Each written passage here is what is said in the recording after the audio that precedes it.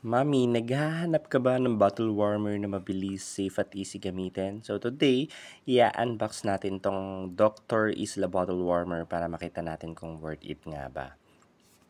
Yan, so open na natin. Meron tayo dito isang bottle warmer unit. Yan, so very compact naman. Maliit lang. Meron din tayong power cord. Pwede sa bahay, pwede kahit sa travel. Ayan. And meron pang isa. Ayan.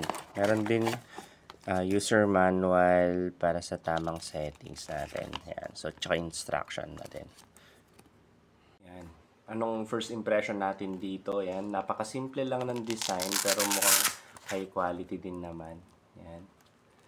At mukhang napakadaling i-operate kasi nga, 4 lang na button yung nakikita ko dito.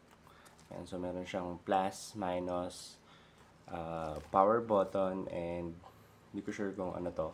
Basahin pa natin user manual next time. Ayan. So, gusto kong subukan eh. Ayan, testing natin. So, isasaksak lang siya gamit yung power cord niya.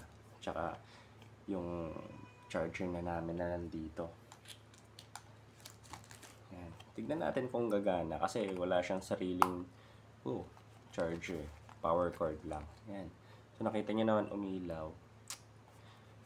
Nakita ko kanina sa manual, kailangan pindutin na matagal to. Mga 2 seconds. Oh, yan na. So, nag-on na po siya. Yan. Meron siyang 33. And, subukan natin i-adjust. Okay.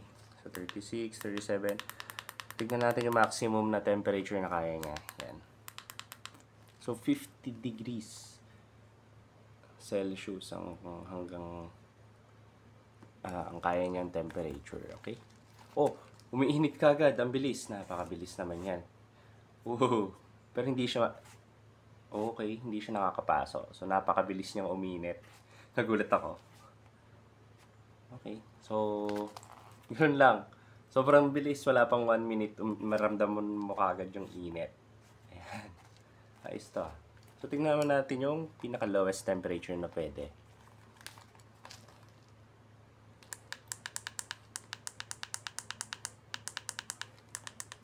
So, 35 degrees Celsius ang lowest temperature niya. Ayan.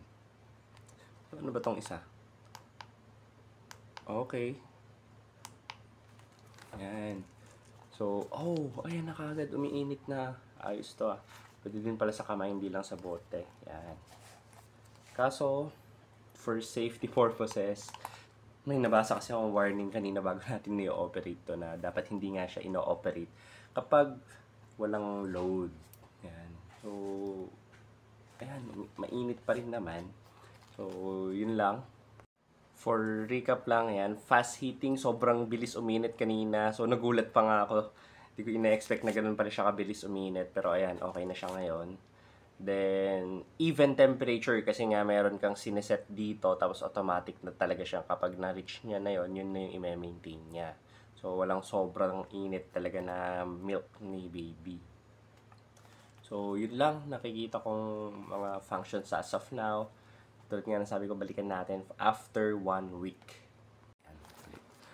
So, mga mamis, kung gusto niyo ng hassle-free na feeding time, mag-Dr. Isla Bottle Warmer na. Ayan. Kung may tanong kayo kung paano gamitin, sa mga next videos natin, testingin natin muna for 1 week to. Then, babalikan ko kayo kung anong result ng mga ginagawa namin dito. Okay?